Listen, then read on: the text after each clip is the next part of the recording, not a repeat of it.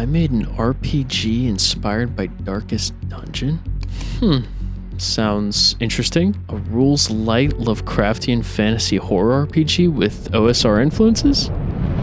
Why not?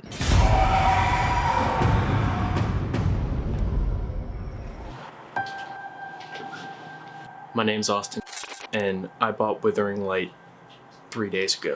When I first started reading the rules, I really liked what I was seeing. It's gamey, but fairly rules light. It uses the D100 system, just like Call of Cthulhu. I played Call of Cthulhu before. I really liked it. It was a really fun game. And the best part is that you can really tell that the author loves tabletop role-playing games, because you can tell he threw bits and pieces from every single system and supplement he liked.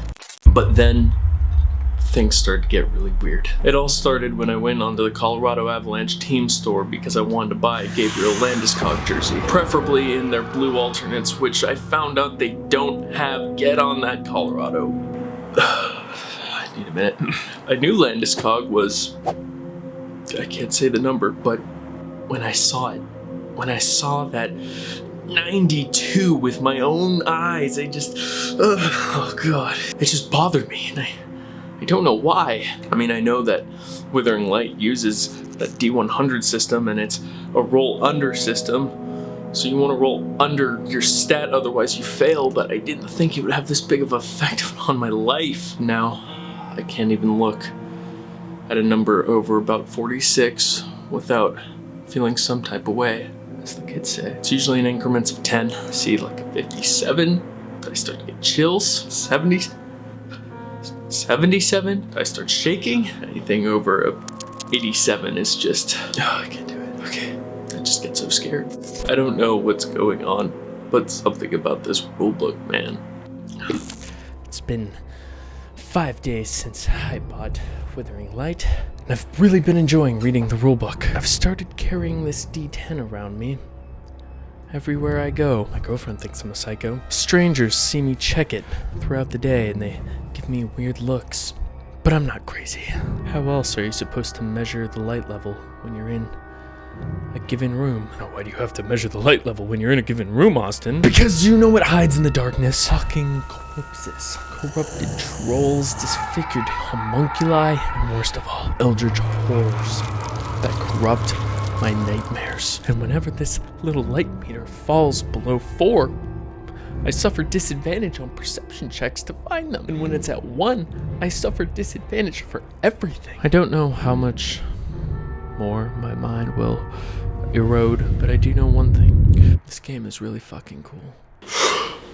I say. I'd first heard about Austin's case on the dark web. I'd become fascinated by isekai animes and people who ruin their lives over games. So when Austin's confessional videos began popping up and people were roasting him, I knew that I must seek this man out and get to the bottom of the story. My documentary crew and I booked flights to Southern California, where we got in touch with some of Austin's colleagues, but most importantly, Austin himself, where we made a most startling discovery. When was the first time you noticed Austin behaving strangely?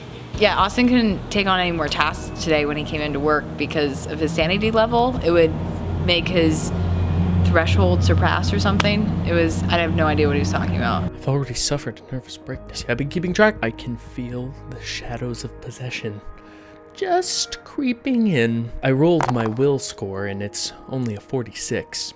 Like the rules state, you add 3 to the first digit of your will score, which means my sanity threshold is at a 7. Now the way the rules work, for every interval of your threshold, you suffer another break. Now I've already had my nervous breakdown. Oh, I've had my nervous breakdown. But then comes the shadows, and I'm not sure which one's going to affect me. I've read in the rule books what happens when someone's affected by the shadow. The condition's semi-permanent, and they have all sorts of outbursts depending on which one takes hold of them. I just hope that when the shadow affects me, it's the shadow of reason. I'm still a very, very long way from being on the verge of insanity when all can be lost.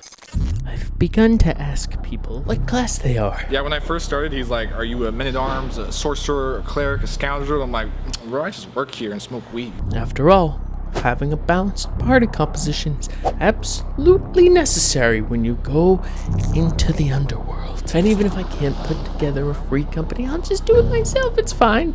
Sure, the rulebook says that you need 3 to 4 players, not including the GM, but if nobody else wants to play, that's fine. Yeah, I thought Austin was a stoner at first, and I realized he's just really into board games. And it seems the only piece left in the puzzle is to talk to Austin himself. So that's exactly what I did. Now tell me, Austin, how long has Withering Light been a part of your life? 10 days. 10 days, and it's done this much damage to your psyche.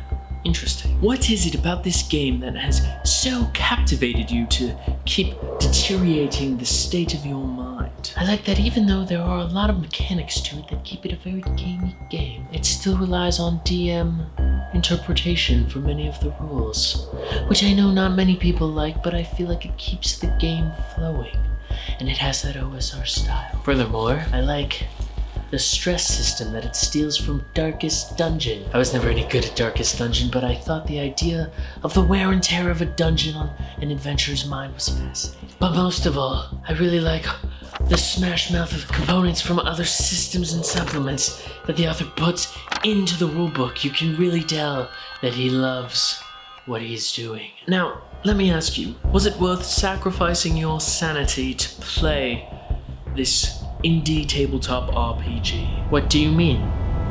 I haven't actually played the game yet.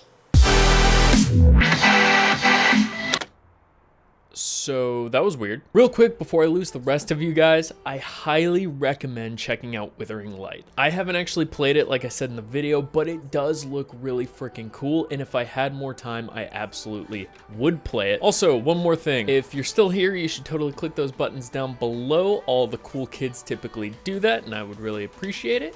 Thank you so much for watching, and I hope you guys have a wonderful rest of your day.